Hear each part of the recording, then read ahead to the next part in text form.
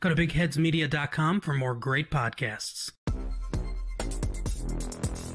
Welcome to Dig on America, where we speak truth to power. Every week, we give you the dig on how American history, policies, and media created the social and political issues we face today. DOA is independent media supported by listeners. So let's jump into, can you throw the dig up there for me, my man, on the bottom? I'm on it. All righty. So today, in my 8th grade social studies class, my teacher, Mr. Humble, taught me things that it turns out, after doing my own research, wasn't exactly the whole story. And this week, we will dive into the origin and modern issues with the Electoral College. The Electoral College is written into Article 2. If you thought that we, the people, elect the president, then you are sadly mistaken. In fact, twice in the last 2 decades, the candidate who lost the popular vote has claimed the White House, thanks to the way the system is set up. I'm referring obviously to Trump and Bush too. Would you like to read this portion of the Constitution for me, Mr. Famine? Okay, this comes to us from law.cornell.edu. The executive power shall be vested in a president of the United States of America. He shall hold his office or her office during the term of 4 years, and together with the vice president chosen from the same term be elected as follows. Each state shall appoint in such manner as the legislature thereof may direct a number of electors equal to the number of senators and representatives to which the state may be entitled in Congress. But no senators or representatives or person holding an office of trust or profit under the United States shall be appointed an elector. Yes. And it closes out, Congress may determine the time of choosing electors and the day on which they give their votes, et cetera, et cetera. And shall be same throughout the United States. So basically this means, according to Britannica, in the Electoral College system, each state gets a certain amount of electors based on its total number of representatives in Congress, one for each House of Representatives and member, and every state gets 2 senators. Montana gets 2 senators, but only has 1 representative. Each elector casts 1 electoral vote following the general election. We're not going to talk about electors really. It's a weird thing. There are more than there are a total at the moment of 538 electoral votes. The candidate that gets more than half, or 270, wins the election. There has been a long debate in Congress about the modern relevance of the Electoral College, with arguments against it being that it gives undue weight to smaller states. Changing this, however, would require a constitutional amendment, and I'm going to ask Alan a question about this when I am done, which of course would need to be ratified by the states to become law. While the topic is often discussed, no amendment has ever been proposed, that I could find at least, to overturn Article 2. Or amend Article 2 would be the better way to say that. According to Colorado State University scholar Rabbi Hillel Katzir, hope I'm saying that right, probably not. This is because the framers of the Constitution at the Constitutional Convention in 1787 did not entirely trust the people. And Katzir surmises that if Thomas Jefferson, who at the time was Minister to France, had been around, that may have been different, because Jefferson did trust the people and had tremendous influence. So there were those at the convention who wanted a direct popular vote, and then you had others who didn't trust the people, and they wanted statesmen who were more in tune with the political theory and better educated to be solely responsible for choosing the leader of the nation. This was taking place at a time when decision makers were limited to white male property owners over 21, and in some states 25. So this was a compromise between the 2 groups, the one who wanted the people and the one who wanted the elites. The second one's still freaking around, giving power to smaller states. For example, like Maryland had 75,000 people, and Virginia had 200,000 people. Under one program, Virginia would have more representation. Connecticut and Maryland didn't like that. In addition, it's only recently that electors themselves were more or less mandated to vote for whomever won the states. And most elections have had faithless electors. Example, in 2016, Hillary Clinton, won California by 1 million votes in an election where there was a narrow 3 million vote difference. However, she won all 56 of California's electoral votes, regardless of if she won by 1 million votes or by 1 vote. This not only wastes votes in a way, as in this case, 999,999 votes for Clinton didn't matter in the tally, but it also disenfranchises the minority voters who did vote for Trump in this case, because all the states that went to Clinton, regardless of the fact that she did not receive all the votes from the state, she got all of the electors from the state. So it renders the voters on the losing side in almost every state, with a couple of exceptions that split up their electors, voiceless. In a time where voter fraud is a highly debated topic, note that it is only because of the Electoral College that it even matters what state a citizen votes in. So if there was ever any potential for fraud, it would almost certainly be due to the odd setup of how our votes are allocated. It should last be noted that in our history of trying to nation build and set up democracies across the world that mirror our own, not one time have we proposed any other nation to use the Electoral College system in their newly established democracy. So there is your dig for the day. And my question to you about that, Alan. Wait, real quick. Yes, please, go ahead. That one, there's a couple of states, but I think Nebraska is one of them where I think it has... Nebraska and Maine. Yeah, Nebraska and Maine. I think Nebraska has 5. Yeah, okay. So like there's like the one that has Omaha and then all the rest of them. So pretty much it kind of, I think they're weighted based upon the population, if I'm not 100% wrong there. But a friend of the show, Ira Sweet, talked about this on a couple of videos on his channel. So that's the only reason I know. I just want to bring that up.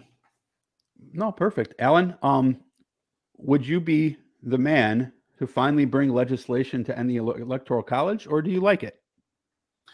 I personally do not like how the system is set up with the Electoral College, because what it does is it creates a republic, it creates a representative democracy, and I personally favor a true democracy. I don't like the fact that we ended up with Trump when we should have had who the people wanted. If the people can vote one way and the Electoral College can vote another, then that means you have a select few people controlling the fate of our representative democracy or our republic.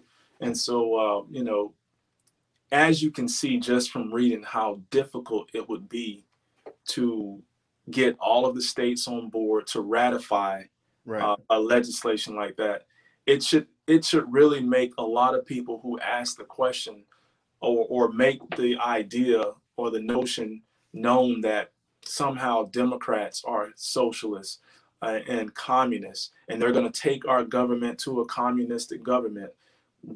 It's so difficult to change our system that it's never been done. And I don't think that it will be ever done, because unless you have a completely homogenous society where everybody's on the same page about, you know, everything, this would never happen. And as you can see in our country, we are a very diverse society, and we are all over the place, with everyone having their own opinion, their own ideas about, you know, the direction in which we should go, that we can barely even get any legislation passed. And something like that, it would take, you know, it would take everybody being on the same page. So I would propose legislation to get rid of the Electoral College, but it has to go through so many levels of hands before something like that could happen. And I think the other messed up part about it is, until we have a truly, like, Trump was bad, but until we have somebody truly just awful, and there's just, like, you know what I'm saying, on almost a cataclysmic level, there's no way that that's going to get passed. The states are not going to go for it unless it is something so egregious and so wrong that now they're saying, oh, now I'm affected, just like we were talking about with the COVID stuff. Oh, now it's affecting me, so let's do something about it. But the chances of that happening because of the electoral process as it stands now is slim to none. Like, we'd literally have to have Thanos run, and then we would change the Constitution. You know what I'm saying? That is the only way that we would amend it. Like, Thanos is more, way more. He gets to me. I get Thanos a lot more than I get Trump. I see with the purple shirt on and everything. I see what's going on. Yeah. Yes, sir. Global Jim Purple Cobras, baby. That's right. Go ahead, Alan. I think the effects of Trump is going to be playing out for years to come, especially with all of the Supreme Court appointments, the federal judges that he's appointed. Like, we haven't seen the last of Trump and his impact, and it's going to be adverse. It's already, you know, if you just look at where we are in our country with the level of division, both socially and politically, the people who are pandering for his approval, his base. I mean, we have really gone down a really rocky road. I mean, you got 70 million people thinking that the election is somehow rigged. And when you think about how the president is elected, you know, we have the voting apparatus, but it's really the Electoral College who picks the president. So you still have people thinking that Trump won the election, the big lie. So that erodes our democracy, because the next election cycle that comes around, you're going to have people thinking that, you know, it's not going to be legit. And when people, I always say this, our government, and really any government, our government, the Constitution, is only as strong as the people that believe in it. When people stop believing in the government and the Constitution, chaos will break out every time. And we saw what happened January 6th. No. Yeah. Nothing happened January 6th. That was a bunch of patriots. It was a guided tour. Yeah, they were let into the building. No, if I have to have that conversation again, Alan, my head is going to explode right in front of you, and then you'll win on the viralness of this video by a landslide. So maybe there would be some positive to it. Big Haas, what do you got to say? I just think that Alan is definitely right. A lot of people want to change that, but the process to do it is just, you know, and it's so hard to do. That is not how you're supposed to learn policy. Usually you learn government through civics, but let's be honest, you only get in civics in 9th grade. Most people in 9th grade are not paying attention.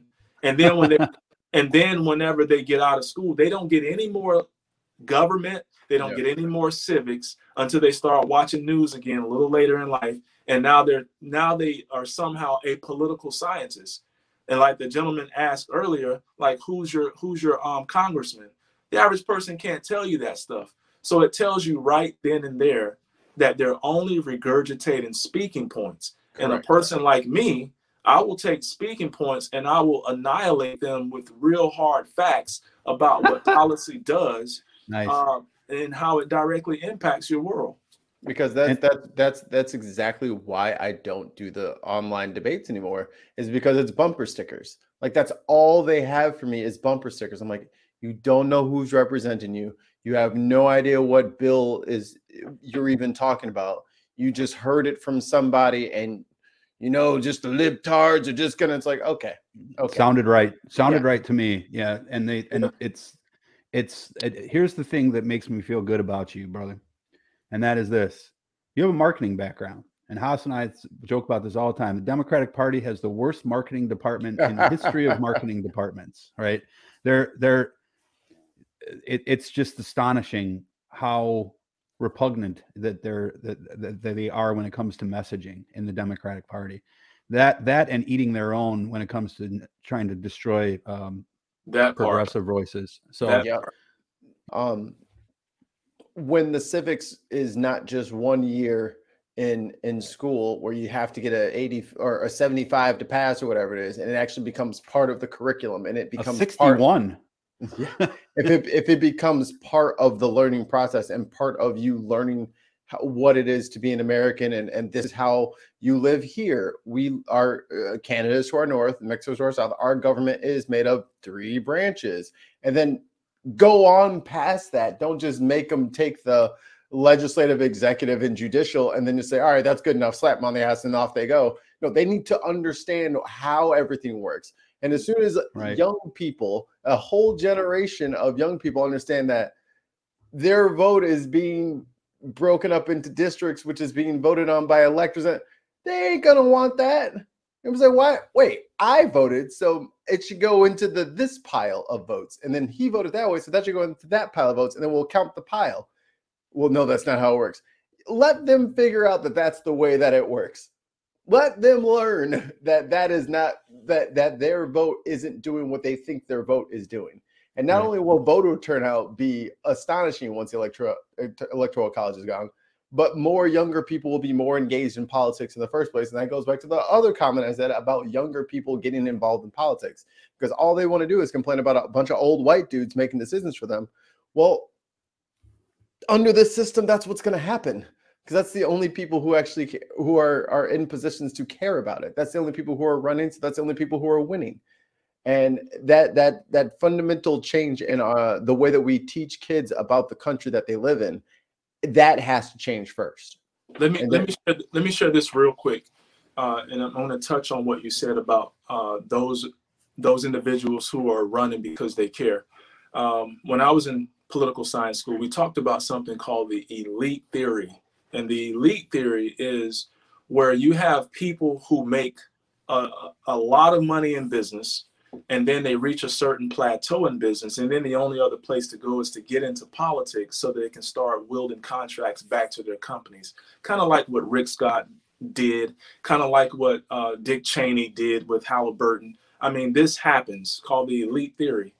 In the state of Florida, if you want to run for the seat that I'm running for as a black man, I'm the only black man running for this particular seat out of 21 million people. But if you wanted to run for this seat or a House of Representatives seat, you're going to have to pay $10,000 just to get your name on the ballot. Now, other states don't have this type of fee where it's this ridiculous. The Constitution tells us that you only have to be 30 years of age. You have to have been a United States citizen for at least 9 years, and you have to live in the state that you're looking to run in. That's what the Constitution says. The Constitution dictates the criteria for senator or House of Representatives. But then you got the state of Florida trying to implement this cost in order to get your name on the ballot. Do you know how many people I've talked to that would like to run for office but don't have the financial wherewithal to pay that type of money to be able to do that? So you have these mechanisms that are in place, these institutional racism situations that keep certain groups of people out of the political process. And so we have to really look at this situation from a holistic and comprehensive standpoint and rectify this from the top to the bottom. And real quick to Mikey's point, what you mentioned would also help with the gerrymandering. Exactly.